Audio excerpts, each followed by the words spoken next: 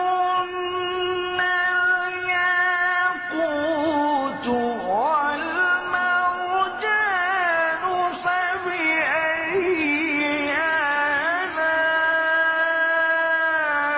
آلاء ربكما تكذبان هل جزاء الإحسان إلا الإحسان فبأي